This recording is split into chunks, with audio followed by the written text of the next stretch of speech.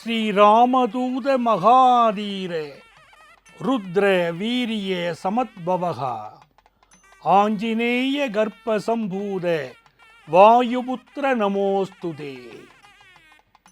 புண்ணிய பூமியாம் தமிழகத்தில் சென்னை கௌரிவாக்கத்தில் பஞ்சமுக ஆஞ்சநேயர் அருள்பாலிக்கிறார். அஞ்சனை மைந்தன் ஆஞ்சநேயன் 5 முகங்களுடன் 10 கரங்களுடன் அருள்பாலிக்கிறார். 5 முகங்களைக் கொண்ட ஆஞ்சநேயர், பஞ்சமுக ஆஞ்சநேயர் கௌரிவாக்கம் திருத்தலத்தில் நமக்கு அருள்பாலிக்கிறார். பஞ்சமுகங்கள் என்றால் ஒவ்வொரு முகத்திற்கும் தனி மகத்துவம் உண்டு. 5 முகங்களில் முதன்மையான முகம் வானரத்தின் முக அமைப்புடன் இருக்கும் ஆஞ்சநேய முகம்.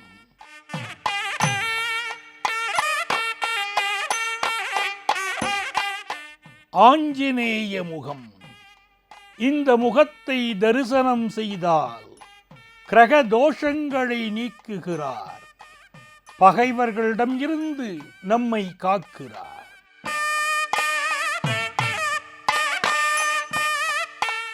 இரண்டாவது முகம் நரசிம்ம முகம். மனிதர்களுக்கு மனதிலே உண்டாகக்கூடிய அத்துணை பயங்களையும் நிவர்த்தி செய்யும் நன்முகமாக, நரசிம்ம முகமாக ஆஞ்சநேயரின் இரண்டாவது முக தாத்பரியம் அமைகிறது.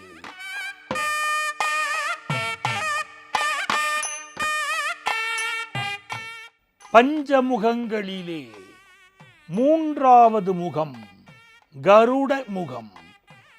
மனிதர்களுக்கு விஷ ஜந்துக்களால் எந்த நோய் உருவானாலும், குறிப்பாக சரும நோய் உள்ளவர்களுக்கு அருமருந்தாக, வினைகள் தீர்க்கும் நன்மருந்தாக ஆஞ்சநேயரின் 3வது முகம் கருட முகம் அமைகிறது.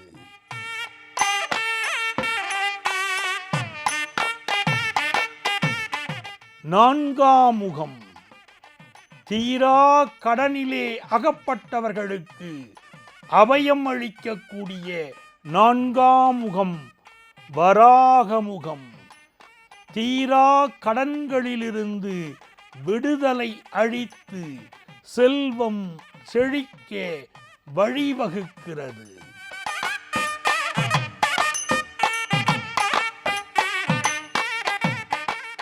5ஆம் முகம் அற்புதங்களை அள்ளித்தரும் ஆஞ்சநேய பிரானின் 5ஆம் முகம் ஹயக்ரீவ முகம். ஞானானந்தமயம் தேவம் நிர்மலம் ஸ்படிகாக்ருதம் ஆதாரம் சர்வ வித்யானாம் ஹயக்ரீவமுபாஸ்மகே என்று எந்த ஹயக்ரீவரை நாம் வழிபடுகிறோமோ அந்த ஹயக்ரீவ முகமே ஆஞ்சநேயரின் 5வது முகம். சிறந்த ஞானம், கல்வி வளம், மாணவர்களுக்கு உயர்ந்த வாழ்க்கை, ஆழ்ந்த ஞானம், சாதாரண பாமரனையும் பண்டிதனாக்கும் ஹயக்ரீவ முகம். பஞ்சமுக ஆஞ்சநேயரை வழிபட்டால் அவரால் நம் வாழ்க்கையிலே வசந்தம் உண்டாகிறது, கிரகதோஷங்கள் விலகுகிறது. நரசிம்ம முகம் பயத்தை விலக்குகிறது. கருட முகம் விஷ ஜந்துக்களால் உருவாகும் நோய்களை விலக்குகிறது. வராக முகம் தீரா கடனிலிருந்து நம்மை காப்பாற்றுகிறது. ஹயக்ரீவ முகமோ நல்ல ஞானத்தை, கல்வி பேற்றை அள்ளி அள்ளி வழங்குகிறது. பொதுவாக பஞ்சமுக ஆஞ்சநேயர் கோயில்களில் நரசிம்ம முகம், கருட முகம், வராக முகம், ஹயக்ரீவ முகம் ஆகியவை 4 புறங்களிலும், அவற்றிலிருந்து சற்று மேலே 5ஆம் திருமுகமாம் ஆஞ்சநேயர் முகமும் இருக்கும். ஆனால் இந்த திருக்கோயிலிலே 5 திருமுகங்களும் ஒரே வரிசையில் இருக்கும் சிறந்த அமைப்பு காணப்படுகிறது.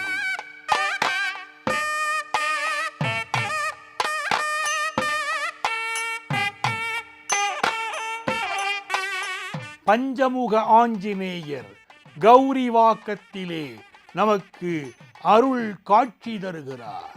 வாழ்க்கையின் இன்னல்கள் விலக, சந்தோஷம் பெருக, கல்வி ஞானம் பெருக, வாழ்க்கையிலே சகல சௌபாக்கியங்களும் பெருக பஞ்சமுக ஆஞ்சநேயரை கௌரிவாக்கத்திலே வழிபடுவோம்.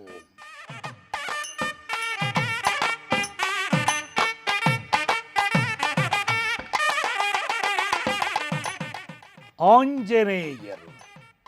ஆஞ்சநேயர் என்றவுடன் ராமபக்த ஆஞ்சநேயர் நம் நினைவுக்கு வருகிறார்.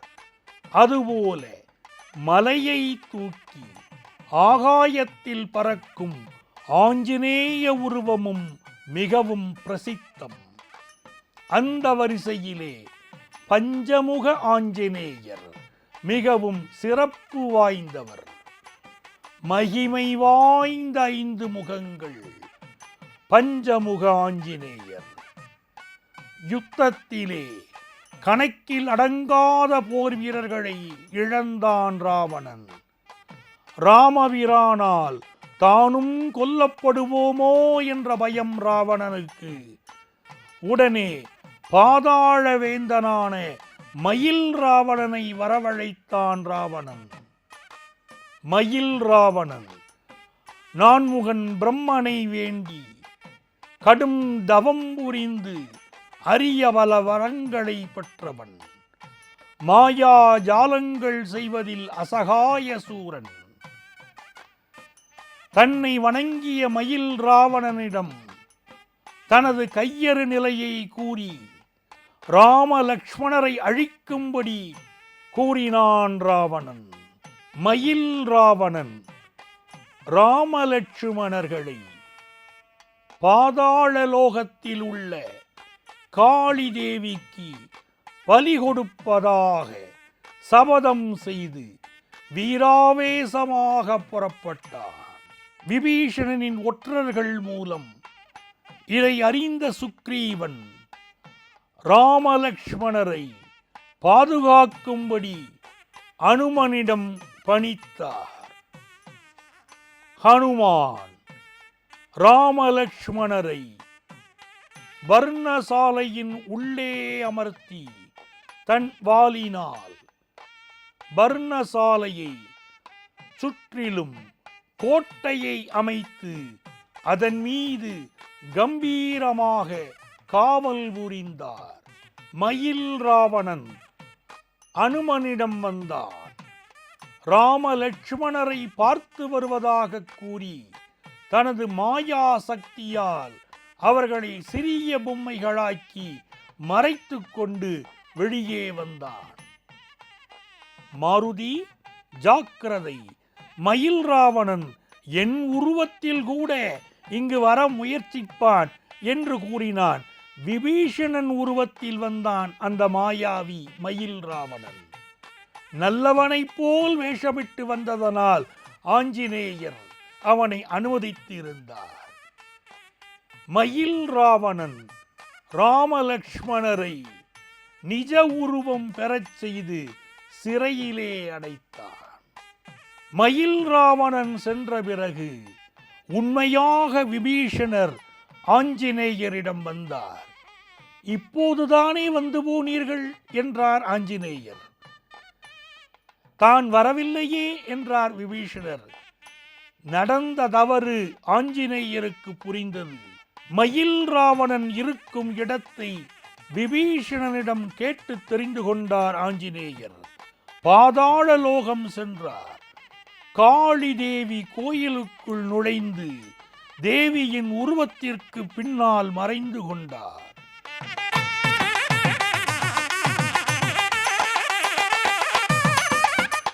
ராமலக்ஷ்மணரை அழைத்து கொண்டு மயில் ராவணன் காளி தேவிக்கு பலி கொடுக்க வந்தார். மகிராவணா, பலிகளை மட்டும் உள்ளே அனுப்பு, நீ வரவேண்டாம் என்று காளி போலவே குரலை மாற்றி பேசினார் ஹனுமான். அதன்படி ராமலக்ஷ்மணருடன் மகிராவணன் கோவிலுக்குள் நுழைந்ததும் ஆஞ்சநேயர் விஸ்வரூபம் எடுத்தார். அவனை கொன்றார். பிறகு ராமலக்ஷ்மணர்களிடம் கொடுத்து மயில் ராவணனிடம் போர் செய்யும்படி வேண்டினார். மயில் ராவணன் மாயப்போர் புரிந்தான். போரை முடிவுக்கு கொண்டு வர ஹனுமான் ராமலக்ஷ்மணரை கீழே இறக்கிவிட்டார். விபீஷணர் கூறியபடி 7 கடல்கள் கடந்து ஒரு தீவை அடைந்தார். அங்கு தன்னை எதிர்த்த அரக்கர்களை அழித்து தடாகம் ஒன்றில் தாமரை பூவுக்குள் இருந்த விஷம் கக்கும் வண்டுகள் அடங்கிய பெட்டியை எடுத்துக்கொண்டு திரும்பினார் ஆஞ்சநேயர். மயில் ராவணன் பிரம்மனிடம் ஒரு வரம் பெற்றிருந்தார். விஷவண்டுகள் 5ஐயும் ஒரே நேரத்தில் கொன்றால் மட்டுமே தனக்கு மரணம் நிகழ வேண்டும் என்று வரம் வாங்கியிருந்தார். அசரீரி மூலம் இதை அறிந்த ஆஞ்சநேயர் ஹனுமன், வானரம், நரசிம்மம், கருடன், வராகம், குதிரை முகங்கள் கொண்டு விசித்திர உருவமானார். இதை கண்ட மயில் ராவணன் நிலை தடுமாறி நின்றார். அதர்ம வழிகளில் சென்ற அரக்கனே, நீ அழியப் போகும் நேரம் நெருங்கிவிட்டது என்று கூறி பெட்டியை திறந்து 5 வண்டுகளையும் 5 முகங்களின் வாயினால் ஒரே நேரத்தில் கடித்து துப்பினார் ஆஞ்சநேயர். வண்டுகள் மாய்ந்தன. மயில் ராவணன் பாதாளமே அதிர கீழே விழுந்து துடிதுடித்து இறந்தான். 5 வண்டுகளும் அழிந்தன. அந்த மயில் ராவணன் அதனால் அழிந்தான். பிறகு ஆஞ்சநேயர் ராமலக்ஷ்மணர்களை தோள்களில் தூக்கிக் கொண்டு இலங்கையை அடைந்தார். வானர சேனைகள் மகிழ்ந்தன. பிறகு நடந்த போரில் ராவணனை வதம் செய்தார் ஸ்ரீராமர். ஸ்ரீராமருக்கு வெற்றி என்ற கோஷம் எங்கும் ஒலித்தது. தேவர்கள் பூமாரி பொழிந்தார்கள்.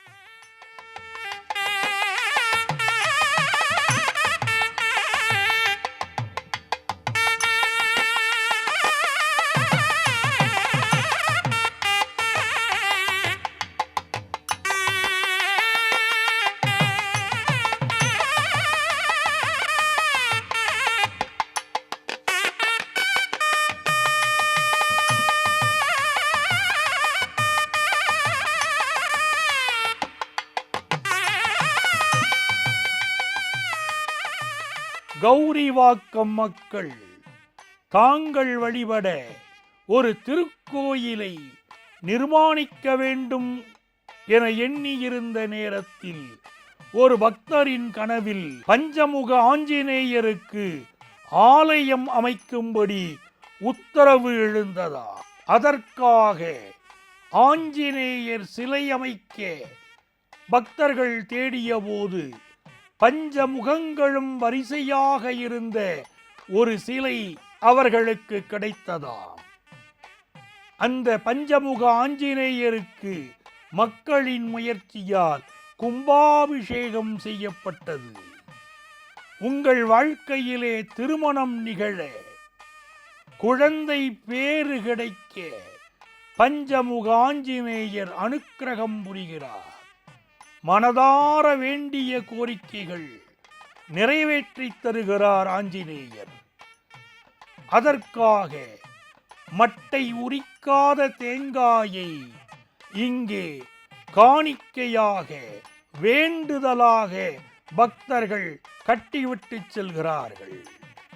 கோரிக்கை நிறைவேறியதும் தேங்காயை எடுத்து மட்டையை உரித்து இறைவனுக்கு காணிக்கையாக செலுத்துகிறார்கள். சர்வல்லமை வாய்ந்த ஸ்ரீ அனுமனுக்கு பிரதி மூலா நட்சத்திரம் அதிவிமரிசையாக அபிஷேகமும் மாலையில் சகஸ்நாம அர்ச்சனையும் நடைபெறுகிறது. இதை தவிர ஒவ்வொரு வாரமும் இந்த ஆலயத்தில் காலை சுமார் 10 மணி முதல் 10:30 வரை ஸ்ரீ விஷ்ணு சகஸ்ர பாராயணம் பூர்த்தியடைந்து அதனைத் தொடர்ந்து மகா நைவேத்தியம் பலதரப்பட்ட பிரசாதங்கள் எம்பெருமானுக்கு கண்டொருள பண்ணி அன்னதானமாக நடைபெற்று கொண்டிருக்கிறது. இந்த ஆலயத்தில் அனுமன் ஜெயந்தி மகோத்சவம் பிற ஆலயங்களை காட்டிலும் அதிவிமரிசையாக பிரம்மோத்சவத்துக்கு நிகராக நடைபெற்று கொண்டிருக்கிறது. சென்னை தாம்பரத்தில் இருந்து வேளச்சேரி செல்லும் வழித்தடத்தில் 6 கிலோமீட்டர் தொலைவில் கௌரிவாக்கம் இத்திருக்கோயில் அமைந்துள்ளது. பஞ்ச இந்திரியங்களால் துயரப்படும் நாம் மகிமை மிக்க இந்த பஞ்சமுக ஆஞ்சநேயரை தியானித்து வழிபட்டால் தைரியம், பலம், பெரும் புகழ், புத்தி கூர்மை, உடல் ஆரோக்கியம், நல்ல எண்ணங்கள், மன நிம்மதி, குடும்பத்தில் ஒற்றுமை, நல் உறவு என்று சகல சௌபாக்கியங்களும் பெறலாம். புத்திர்பலம், யசோதைரியம், நிர்பயத்வம், அரோகதா, அஜாட்யம், வாக்படுத்வம் ச ஹனுமத் ஸ்மரணாத் பவேத்.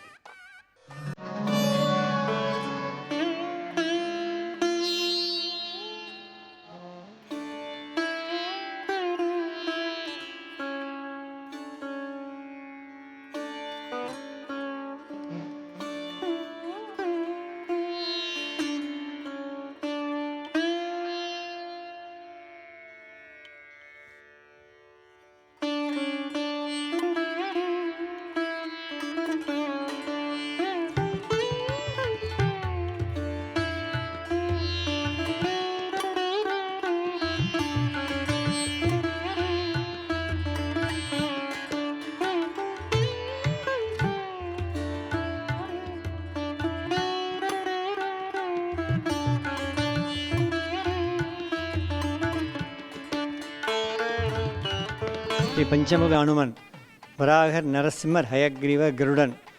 ஸ்ரீ வராகர் திருமண தடைகளுக்காக ஒவ்வொரு வாரமும் வியாழக்கிழமை நெய்தீபம் ஏற்றி வழிபட்டு வந்தால் இங்கு திருமண தடைகள் அகல்கிறது.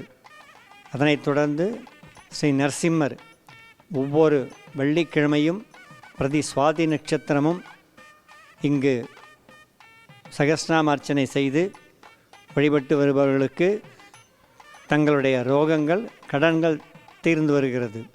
சிரவண நட்சத்திரம், திருவோண நட்சத்திரம் அன்று பள்ளி மாணவர்களுக்கு ஏலைக்காய் மாலை சாட்டி வழிபட்டு வரும்பொழுது அவர்களுடைய புத்தி சாதுரியம், படிப்பு மேலோங்குகிறது.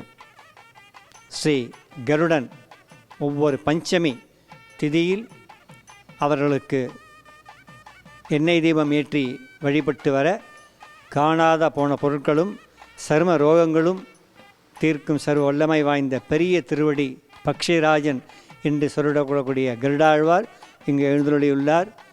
ஸ்ரீ ஹனுமன் பிரார்த்தனை ஸ்தலமாக இங்கே போவதனால அனைத்து நாட்களுமே இங்கே வந்து என்னோடய காரியம் பூர்த்தி அடைஞ்சு போச்சு அப்படின்றதுனால கிட்டத்தட்ட ஒரு 25 நாட்களும் இங்கே அனுமனுக்கு அபிஷேகம் நடந்து கொண்டு இருக்குது. முக்கியமாக மூலா நட்சத்திரம் அன்றைய தினம் காலையில் மிகப்பெரிய அபிஷேகமும் மாலை சகஸ்ரநாம அர்ச்சனையும் வணங்கி வழிபடுவோருக்கு அனுமனின் பிரீத்தியின் பேரில் அவர்களுக்கு எண்ணற்கரிய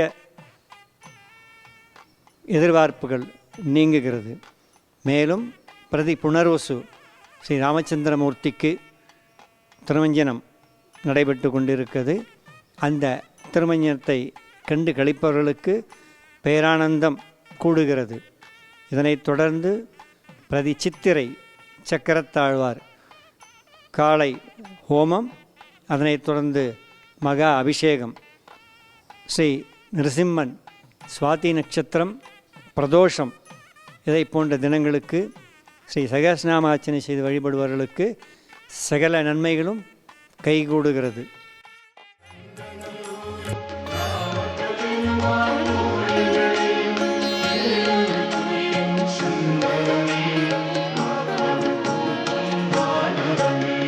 சஞ்சீவி மூலிகை கொண்டு வந்தே லக்ஷ்மணர் உயிரை எடுத்தாய்.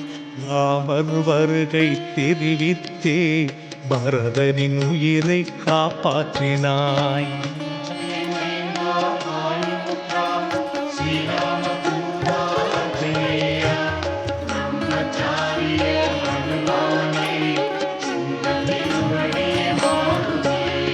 சீதையை தேடிச் சென்றாயே, அசோகவனத்தில் கண்டாயே. ஸ்ரீராம் ராம் என ஜெபித்தாயே, சீதையின் தற்கொலை தடுத்தாயே.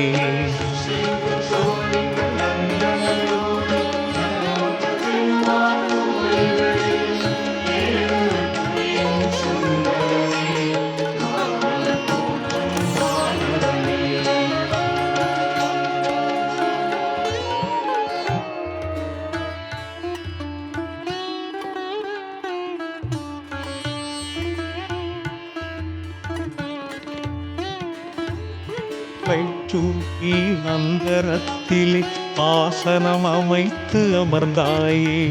ராவணனுக்கு அறிவுரை சொன்னாயே, ஸ்ரீலங்காவை எரித்தாயே.